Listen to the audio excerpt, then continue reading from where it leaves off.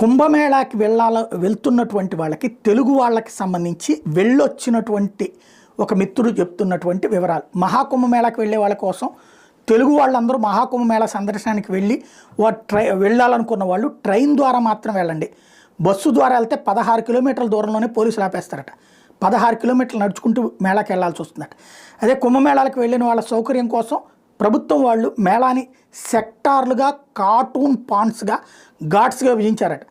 వాటి మీద అవగాహన పెంచుకుని వెళ్ళండి, లేకపోతే అసలు ఏం అర్థం కాదు, ఎటు వెళ్ళి ఎటు వస్తారో మీకు అర్థం కాదు అని చెప్తున్నారు. మొత్తం 24 సెక్టార్లు ఉన్నాయట.